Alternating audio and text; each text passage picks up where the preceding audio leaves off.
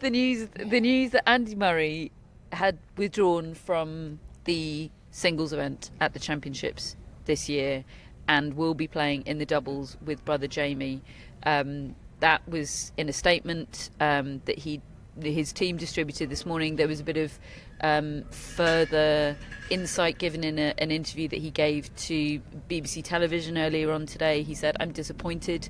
I wanted to play in the tournament. I wanted to have a chance to go out there and walk out on centre court on my own and give it another go.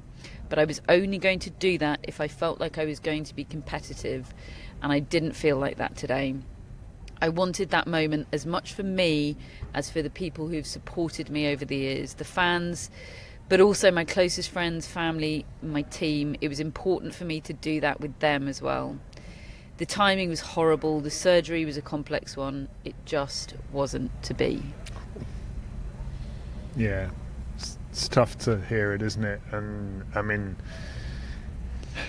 can only imagine how he feels, really. I'm glad that doubles is on the horizon, and I hope he has no setback between now and then. We had Jamie Baker, the tournament director here, and a childhood friend of his the other day saying that he feels he will be on the court at some point in this championships, and unless he has another setback. And Andy is very clear in his statement that he intends to play the doubles and to play this tournament one more time.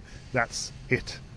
And I hope that he gets that chance, because I think that will really soften the blow to be out there with Jamie, particularly to share what I think will be an incredibly emotional moment. And who knows, maybe they might even be able to win a match, maybe more, who knows. But I hope that he gets to do that. But even so, I feel for him, and I feel for all the people that have loved watching him all these years, that they didn't get a chance to see him one more time on that centre court, roaring in a defiance at logic, really, the way he would come back in matches. There was a point circulating from his match against Thanasi Kokkinakis at the Australian Open where he's 2 sets down, 2 love down, the guy's in charge of the point, sending him all over the place, and somehow Murray manages to win the point, and then it's Murray doing the hand to the ear when he's 2 sets and 2 love down. And now we know that 4 hours later he'd won, and that just sums Andy Murray up. And I've probably had as much, if not more, fun watching and commentating on Andy Murray over the years, and felt more things than anybody.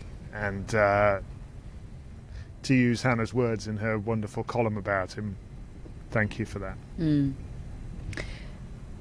Yeah, incredibly well said, and I share that. We got a lot of other tennis to talk about, and this isn't our emergency Andy Murray podcast, although I'm sure, well, it won't be emergency, I don't think, but that podcast will exist one day very soon. But to summarise, I think you've put it very well there at the end. He has made me feel more things than any other tennis player I have watched. And yeah, it's very emotional. I was very confused emotionally by that statement, because I was very relieved by it. Like, it always felt like madness to me for him to be thinking of playing singles, but he's a bit mad. You end up isn't surprised he? Andy either way, Murray don't you? is a certain kind of mad. And I would have been surprised if he played, and I was surprised if he Exactly. didn't in the end. Yeah. Exactly. Yeah, there was kind of relief for us, I think, but just sadness for him, because we know how much he wanted to get that moment. And how, like, a few weeks ago he'd have been thinking, he was talking about how retirement's a sad thing. It's not something that he wants to celebrate, really. He doesn't want to stop playing tennis. He loves it so much.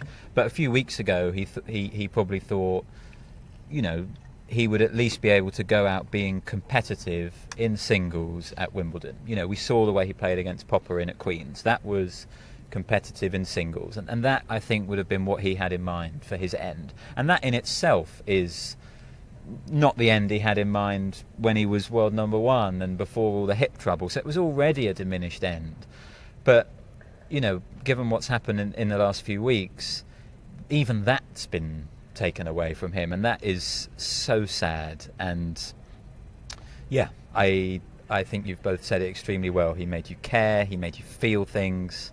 He was he almost felt like, because he's not ordinary at all, but he felt like the most ordinary, trying to do battle with the superhumans, to kind of use Carlos Alcaraz's word as he described Novak Djokovic, and Murray had to come up against three of them, and so often he beat them, and even when he didn't, he pushed them, and he's one of the all-time tennis greats, British sporting greats, and it's going to be a huge loss to the sport that he's not going to be around, and it's going to be very special, I think.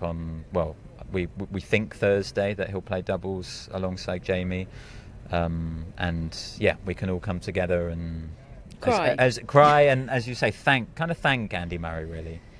Yeah. Should have left this portion until the end of the show, because I am got to come up with a segue now. Yeah, I am both on the brink of tears and in need of a jaunty segue. What a great place to be for a presenter. But honestly, do check out Hannah's column if you haven't. It's called Thank You, Andy.